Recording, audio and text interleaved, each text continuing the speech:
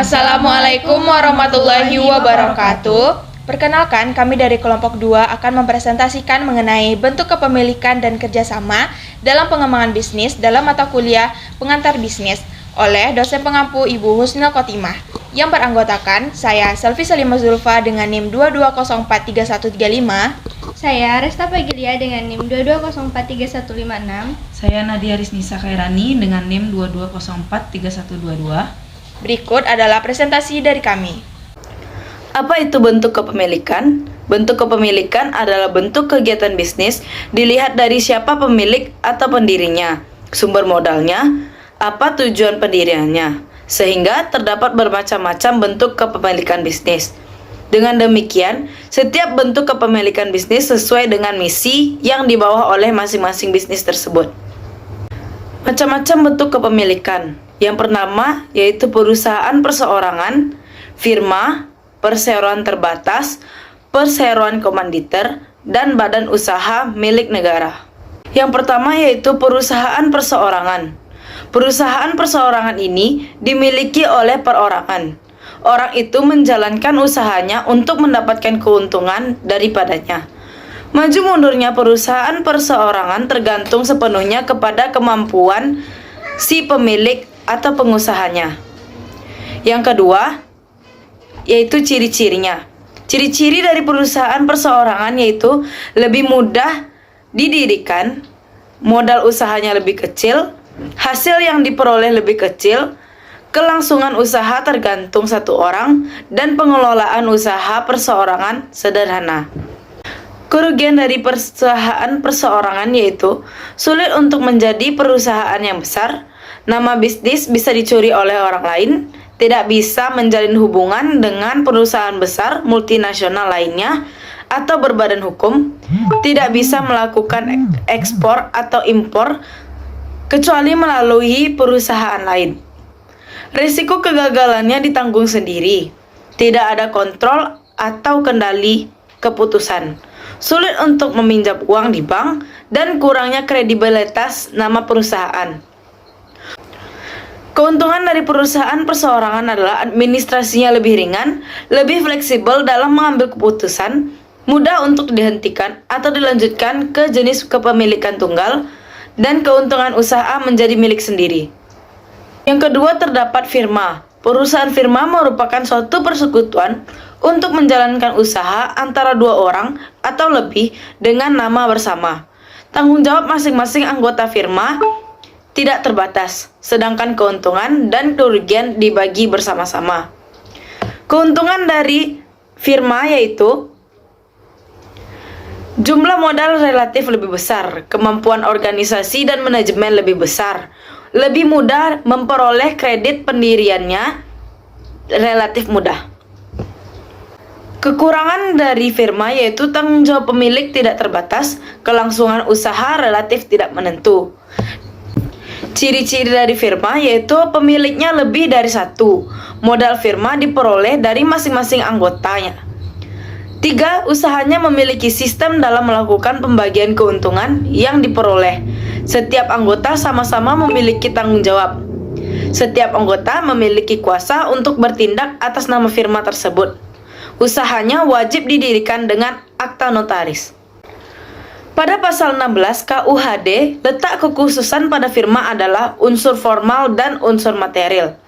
Unsur formalnya menjalankan perusahaan yang memenuhi syarat-syarat terus-menerus dan mencari untung, dan memakai nama bersama. Sedangkan unsur materialnya adalah pertanggungjawab tiap-tiap peserta secara pribadi untuk seluruhnya mengenai perserikatan-perserikatan persekutuan. Perseroan terbatas atau lebih dikenal dengan PT. PT merupakan bentuk perusahaan yang terdiri atas pemegang saham yang mempunyai tanggung jawab terbatas terhadap utang-utang perusahaan sebesar modal yang disetor. Ada 6 jenis PT, yaitu PT tertutup, PT terbuka, PT perseorangan, PT kosong, PT asing, dan PT domestik. Jika membuat PT, maka harus ada 3 macam, yaitu rapat umum, komisaris, dan dewan direktur. Ada 2 jenis saham di dalam PT, yaitu saham biasa atau common stock dan saham istimewa atau preferred stock. Ciri-ciri PT yaitu didirikan dengan akte notaris, disahkan oleh Departemen Kehakiman, merupakan persekutuan modal, tidak langsung mengerjakan kepentingan anggotanya, anggotanya bersifat menunggu, perkembangan usaha tergantung direksinya, dan keuntungan berdasarkan saham yang dimiliki. Jika membuat PT, maka ada beberapa kebaikan, yaitu tanggung jawab terbatas pada pemegang saham, kelangsungan hidup perusahaan lebih terjamin, mudah memperoleh tambahan modal, manajemen yang lebih kuat, dan mudah untuk memindahkan hak milik. Namun, ada beberapa keburukan jika kita membuat PT, yaitu pendirian perusahaannya lebih relatif sulit, biaya pendiriannya besar, lama waktu pendiriannya, dan rahasia perusahaan kurang terjamin. Selanjutnya adalah perseroan komanditer. Perseroan komanditer merupakan suatu perjanjian kerjasama untuk berusaha bersama antar orang-orang yang bersedia memimpin, mengatur perusahaan, dan bertanggung jawab penuh dengan kekayaan pribadinya, dengan orang-orang yang memberikan pinjaman dan tidak bersedia memimpin perusahaan, serta bertanggung jawab terbatas pada kekayaan yang diikutsertakan dalam perusahaan tersebut. Ada 5 ciri-ciri perseroan komanditer. Yang pertama, memiliki pendiri 2 orang atau lebih. Yang kedua, terdiri dari 2 sekutu, aktif dan pasif. Yang ketiga, syarat pendiriannya cenderung lebih mudah. Yang keempat, diakui secara legal. Yang kelima, mudah melakukan kerjasama dengan perusahaan resmi. Jenis-jenis perusahaan komanditer. Yang pertama, CV bersaham. CV jenis ini memiliki karakter yang khas karena CV ini mengeluarkan saham yang bisa diambil oleh sekutu aktif maupun pasif. Yang kedua, CV murni. CV jenis ini merupakan persekutuan komanditer yang pertama kali ada dan paling sederhana. Yang ketiga adalah CV campuran. CV campuran biasanya berasal dari firma sebagai bentuk awal. Ada 4 keuntungan yang diperoleh jika kita membuat perseroan komanditer. Yang pertama, modal yang terkumpul relatif besar. Yang kedua, relatif mudah memperoleh kredit. Yang ketiga, kemampuan manajemen lebih besar. Yang keempat, pendiriannya relatif mudah. Namun, ada 3 keburukan. Yang pertama, sebagian sekutu mempunyai tanggung jawab tidak terbatas. Yang kedua, kelangsungan hidup relatif tidak menentu. Yang ketiga, sulit untuk menarik kembali modal terutama sekutu pimpinan. Berikutnya adalah BUMN atau Badan Usaha Milik Negara. Badan Usaha Milik Negara merupakan badan usaha yang dikenal dengan public enterprise yang berisikan 2 elemen esensial, yakni unsur pemerintah atau publik dan unsur bisnis atau enterprise. Tujuan dibentuknya BUMN adalah yang pertama, memberikan sumbangan dan penerimaan bagi perkembangan perekonomian nasional. Yang kedua, mengejar keuntungan alam, hal-hal tertentu untuk melakukan pelayanan umum. Yang ketiga, menyelenggarakan kemanfaatan umum. Yang keempat adalah menjadi perintis kegiatan-kegiatan usaha yang belum dapat dirasakan oleh sektor swasta dan sektor koperasi. Ciri-ciri pokok usaha negara. Yang pertama, pemerintah memegang kekuasaan penuh. Yang kedua, menjadi sumber pemasukan negara. Yang ketiga, pemerintah menanggung segala resiko. Yang keempat, produknya merupakan kebutuhan atau komoditi utama. Yang kelima, saham bisa dimiliki masyarakat. Yang keenam, melayani kepentingan umum dan layanan publik. BUMN memiliki 2 bentuk. Yang pertama, perusahaan perseroan atau persero. Persero memiliki modal yang berbentuk saham, di mana seluruh atau sebagian modalnya tersebut dimiliki oleh negara. Contohnya, PT PLN, PT KAI, dan PT Pos Indonesia. Yang kedua adalah perusahaan umum atau Perum. Perum memiliki tugas melayani kepentingan masyarakat di bidang produksi, distribusi, dan konsumsi. Contohnya, Perum Pegadaian, Perum Dinas Angkutan Motor Indonesia, dan Perumnas atau Perumahan Umum Nasional. Ada 7 fungsi BUMN. Yang pertama, pelopor pembangunan. Yang kedua, sumber pendapatan negara. Yang ketiga, penyedia produk ataupun jasa. Yang keempat, sarana pemerintah untuk membantu menentukan kebijakan ekonomi. Yang kelima, pendorong terciptanya bidang usaha baru. Yang keenam, penyedia lapangan kerja. Dan yang terakhir adalah pengelola sumber daya alam. Apa itu bentuk kerjasama? Dalam melakukan suatu kegiatan bisnis, kadangkala suatu badan usaha kurang mampu menjalankan secara sendiri tanpa mengadakan kerjasama dengan badan usaha lainnya. Nah, ada beberapa motif yang seringkali disebutkan dalam kerjasama ini, yaitu mengatasi masalah pajak, persaingan, kemajuan teknologi, dan sebagainya. Terus, apa sih tujuan dari dibentuknya kerjasama? Tujuan dibentuknya kerjasama bisnis, yang pertama itu memperbesar perusahaan. Yang kedua itu meningkatkan efisiensi. Yang ketiga, menghilangkan atau mengurangi resiko persaingan. Yang keempat, menjamin tersedianya pasokan atau penjualan dan distribusi. Yang kelima, diversifikasi produk dan pelayanan. Yang keenam, ada penyaluran modal yang tidak digunakan. Dan yang ketujuh, ada upaya defensif terhadap kemungkinan takeover. Ada 8 bentuk kerjasama bisnis. Yang pertama, yaitu perserikatan perdata.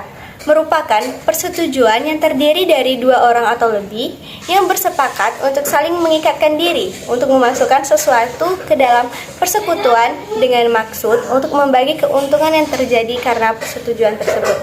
Ada 3 jenis persekutuan perdata. Yang pertama yaitu persekutuan perdata umum. Kemudian yang kedua ada persekutuan perdata khusus. Terus yang ketiga ada persekutuan keuntungan. Kemudian apa sih tujuan dari persekutuan perdata? Tujuan persekutuan perdata yang pertama diperuntukkan terhadap kegiatan yang bersifat komersial. Yang kedua, persekutuan yang menjalankan kegiatan profesi. Contoh profesi yang sering membuat persekutuan dan telah banyak diketahui masyarakat luas adalah para akuntan dan pengacara. Yang kedua ada merger, merupakan penggabungan 2 perusahaan atau lebih menjadi satu perusahaan. Salah satu perusahaan tersebut akan tetap berdiri dengan nama yang sama, sementara perusahaan yang lain akan hilang dan kekayaan menjadi milik perusahaan yang baru. Adapun jenis-jenis merger ada 1, merger horizontal, yaitu merger yang dilakukan oleh perusahaan sejenis. Terus yang kedua ada merger vertikal, yaitu merger yang terjadi antara perusahaan-perusahaan yang saling berhubungan. Yang ketiga ada merger konglomerat, yaitu merger antara berbagai perusahaan dengan produk-produk yang berbeda dan tidak saling berkaitan. Yang ketiga ada bentuk kerjasama sindikat, yaitu merupakan suatu kerjasama antara beberapa orang lembaga untuk melaksanakan proyek khusus di bawah suatu perjanjian. Yang keempat ada kartel, merupakan bentuk persekutuan antara beberapa perusahaan sejenis di bawah suatu perjanjian tertentu. Yang kelima ada yayasan. Yayasan merupakan organisasi yang tidak mencari keuntungan, tetapi untuk usaha-usaha yang bersifat sosial. Ada 3 jenis yayasan. 1 yayasan di bidang sosial. Yang kedua ada yayasan bidang kemanusiaan. Yang ketiga ada yayasan di bidang keagamaan. Yang keenam ada perusahaan daerah. Perusahaan daerah merupakan perusahaan yang modal atau sahamnya dimiliki oleh pemerintah daerah, di mana kekayaan perusahaan dipisah dari kekayaan pemerintah daerah yang bersangkutan. Contohnya seperti Bank Pembangunan Daerah atau BPD. Yang ketujuh ada kongsi. Kongsi merupakan suatu perserikatan yang terdiri dari 2 orang atau lebih untuk mengadakan usaha bersama untuk mencari keuntungan. Dan yang terakhir ada koperasi.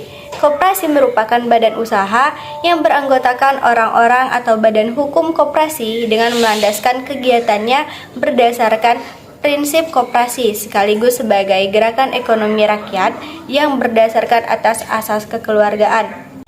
Sekian presentasi dari kelompok kami. Mohon maaf apabila ada kesalahan. Assalamualaikum warahmatullahi wabarakatuh.